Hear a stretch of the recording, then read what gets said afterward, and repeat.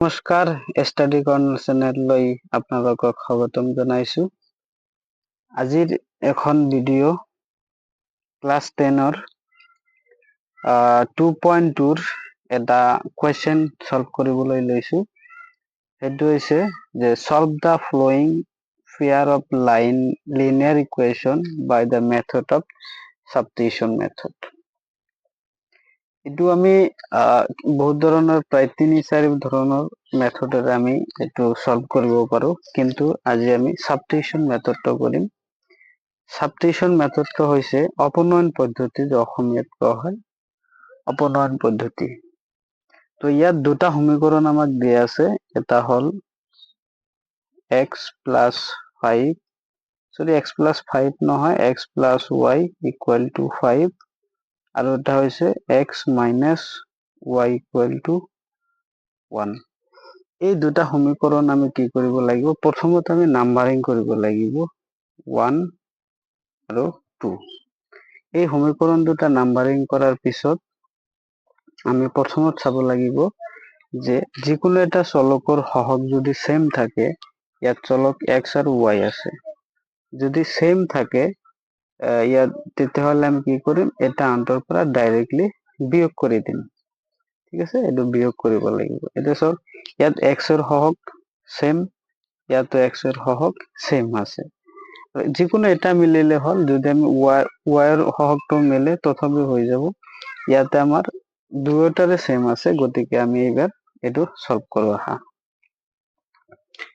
এইটো সলভ কৰিবলৈ হলে প্ৰথমে আমাক কি আছিলে, আমি বিয়োগ কৰিব লাগিব x plus y equal to 5 আৰু x minus y equal, এইটো কি আছিলে, এইটো চাব লাগিব minus y equal to 1, এইটো আমাৰ আছিলে, এইটো কৰিব লাগিব। অৰ্থাৎ এইটো আছিলে minus 1, তো বিয়োগ কৰি দিব লাগিব, বিয়োগ ইয়াতো বিয়োগ দিব লাগিব। এতিয়া বিয়োগ কৰিলে কি হব, এইটো কেনসেল, আৰু এই প্লাস y দুটা কি হব, টুৱাইস y হৈ যাব, ইকুৱেল টু 5ৰ পৰা 1 গলে কিমান থাকে, 4 থাকে। তা 2y equal to 4, 2y equal to 4, এইটো আমি ইয়াৰ পৰা আমি y ৰ ভ্যালুটো পাম, 2y equal to 4, এইটো চোৱা 2y equal to 4, ইয়াৰ পৰা y ৰ ভ্যালুটো কিমান পাম, 4 divided by 2, then y equal to 2, y ৰ মান 2, y ৰ মান 2 লৈ আমি 1 আৰু 2 যিকোনো সমীকৰণ এটা বহালে তাৰ পৰা আমি x ৰ মান পাম। y equal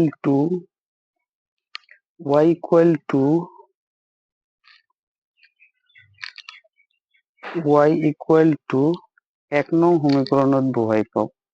1 নং সমীকৰণটো আমাৰ কি আছিল, x plus y equal to 5, then ইয়াৰ পৰা x plus y ৰ ভ্যালুটো কিমান, 2 equal to 5,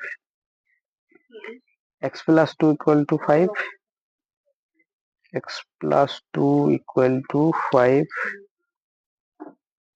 x plus 2 equal to 5, ইয়াৰ পৰা x equal to 5 minus 2 equal to x equal to 5 minus 2 equal to 3, অর্থাৎ x ৰ আমি দুটা ভ্যালু পালো, ইয়াত